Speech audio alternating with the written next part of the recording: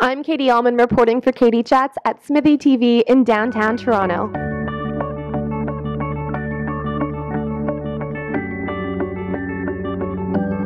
I'm here with Kwame Kyei-Boateng and Elysia White.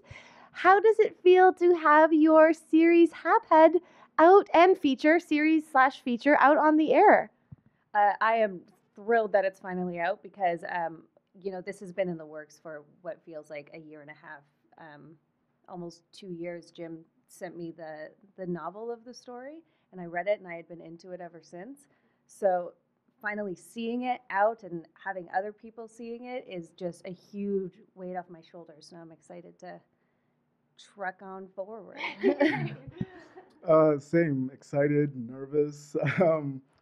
Just reading the story when we first got the scripts, I thought it was just an amazing story. So it's really great to have people be able to see it on screen. And I think they're going to enjoy it because it is a good story. And for those who don't know what a Haphead is yet, I know there's so many, like, technology in the news right now is such a big thing with the Apple stuff, whatever headgear thing. But okay, what is Haphead? Because this is futuristic, and just so people understand what a Haphead is. Well, it's not so distant in the future that it's totally unrealistic. Essentially, haptic cables are created. They link up to your video games and then can plug into the back of your head. So the haptic feedback, when you're playing a video game and your controller vibrates, essentially that vibration links to your spine, and it's more of a virtual reality.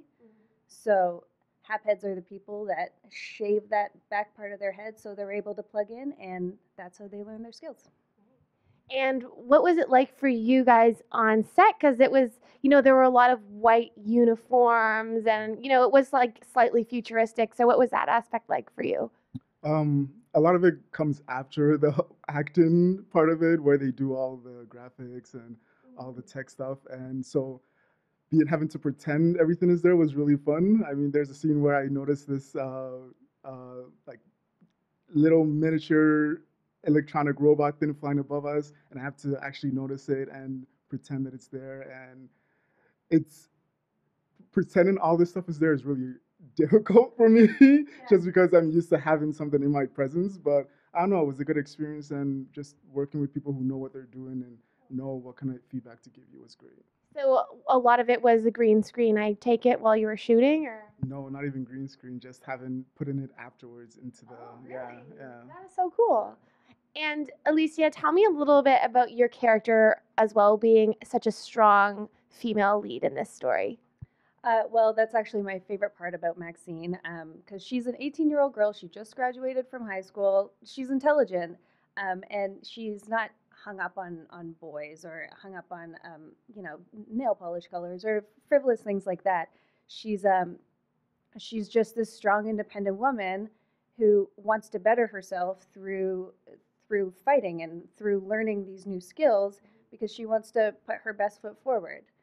And it's like that through the entire thing, and that is the only way that she's able to deal with these curveballs that are thrown at her through the entire series. And you have some pretty intense fight scenes. Did you do your own stunts? That was really cool. Oh yes, all of my own stunts. I had a lot of help from Adrian and Ben. Those were the two guys that I fought, as well as Hannibal, but he kind of just came in for one day because he's from Ottawa. But yeah, like I have my basic fight training, stage combat training, but for a lot of the different punches and the different techniques, I kind of just had to learn that on the fly. Wow. But it was so fun. Totally. Yeah. That's awesome. And tell us a little bit about what we can expect from your two characters interacting in the series. Well, Lars is kind of he's fairly geekish, but you would never expect that just looking at him. Working with Maxine, and just Lars and Maxine together rather, I think they gel well together because they're both interested in the same things. And personally, I think of myself as kind of a feminist, so just working with a female character who knows how to take care of herself, knows what she wants, and goes after it was a good mesh of characters just working together. And where's the best place for us to find out more information on the series / feature, because it's both, and to follow each of you as well individually online?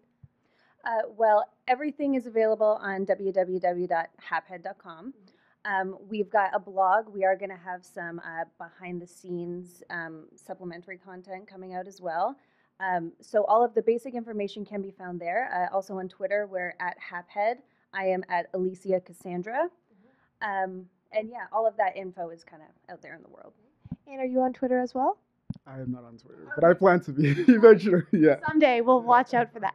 Great. Well, thank you so much, guys, and congratulations on an amazing series. Thank you so much, Katie. Thank you. Thank you. I'm Katie Uhlmann reporting for Katie Chats in downtown Toronto.